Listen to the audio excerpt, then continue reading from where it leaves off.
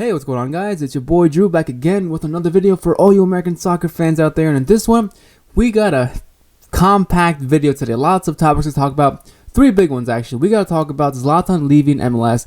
We got to talk about Montreal Impact's new manager. And, of course, we got to give you a quick preview of tonight's game against Canada for the USA. I'll give you a quick preview on that. And I'm also going to give you guys my dream lineup for this game tonight. So, without further ado, let's just get right into it. Where I want to start today is, of course, with probably the biggest news, I think, that happened the last day or two is, of course, Zlatan Ibrahimovic leaving LA Galaxy. This came not out of nowhere. I think some people kind of expected this was going to happen. A lot of people really thought it was going to happen. And for LA Galaxy fans, from what I know so far, it's a pretty big loss for you guys. But I think there's a mixed bunch. There's some fans who like that he's gone, some fans who are disappointed that he's gone. You know, the big question is, how does he leave MLS? Does he leave a success or does he leave as an MLS flop? Well, if you ask your boy Drew here, I think Zlatan leaves MLS as an MLS flop. And why is that? Well, despite scoring 50 goals in 2 seasons, he did only ever win one playoff match while he had his time in LA. And that's pretty much it. He brought no trophies to LA Galaxy other than that's it. He literally just scored 50 goals and that's it. So as an MLS player, like for his career in MLS, huge flop. But as a media person and a marketing person for LA Galaxy, huge success. Probably the biggest impact ever to have ever come into MLS. And that's even, I'm talking about after David Beckham. I think he's on par with the impact he had with David Beckham. If you just think of it and look at it, you know, he came here, he was like on talk shows. Like, I've never seen an MLS player on a talk show.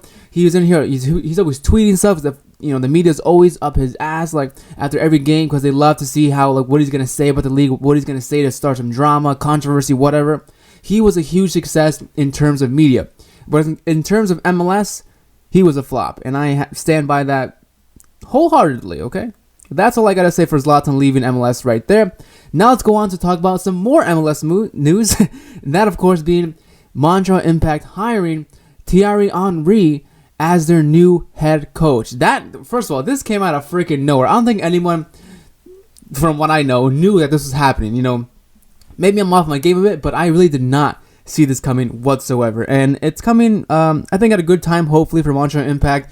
You know, finishing about, I think it was 9th place this past season in the Eastern Conference. So they could use some little help, a little more momentum, so a little boost probably to get them higher up the table next year for the next MLS season. And I have to think, you know, is this really the right move for Montreal Impact? That's what a lot of people are asking right now, because if you look back at Thierry Henry's last managing career, first of all, he only had one top flight managing job, and that was, of course, recently with Monaco in the French league, and he was fired after 20 games, and that's kind of wild. You know, he did play for Monaco, so he did have a little place in his heart there for Monaco, so why not coach them as well?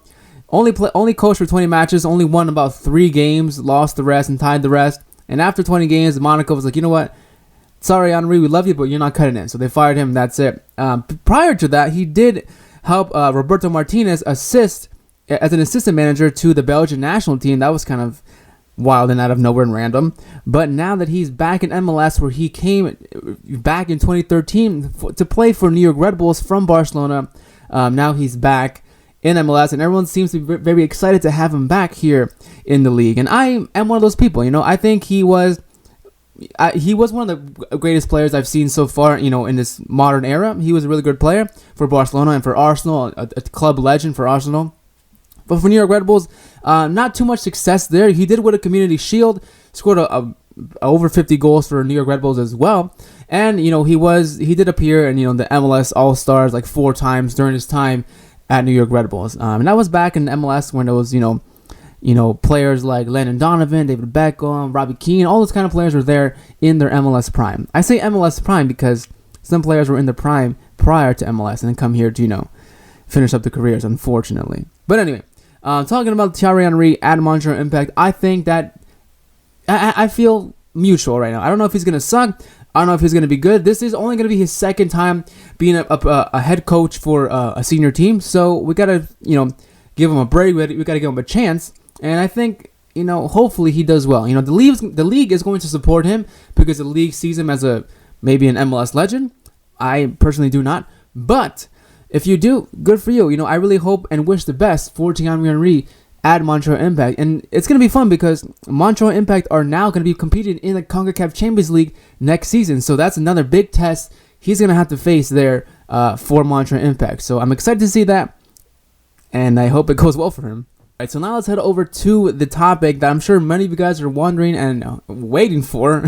And that, of course, is being the preview to the Canada-USA game tonight at 7 o'clock on ESPN2, which, by the way, if you're not watching it, don't sweat it. Don't even try to support this team right now because they think that Greg Berhalter's job is safe whether or not he wins or loses against Canada. Ernie Stewart came out yesterday and said, yeah, we back Greg Berhalter no matter what. Fucking love this dude.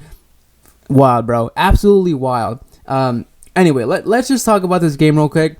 This is a must-win game for the USA. These next two games, actually, are a must-win game for the national team. And if they don't win, then we don't get out of the group for the Nations League. And ask me if I care.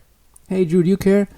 Heck no. I don't give a crap if we lose or win. I'm just so desensitized almost now to this misery the USA has been giving us lately, especially with Greg Berhalter and now Ernie Stewart saying that bullshit yesterday. Like, come on, bro. Like, what is that? Anyway, let's just go ahead and try to be happy and positive about this right now because I'm gonna watch the game because people are gonna watch the game and maybe they'll come here and see my channel, so I gotta talk about it. So unfortunately, I have to suffer through this game. But if you guys don't want to support that game, by giving them some viewership on TV, then feel free not to, because I wish I didn't have to. Anyway, here we go. Let me show you guys my lineup, my dream lineup for this game.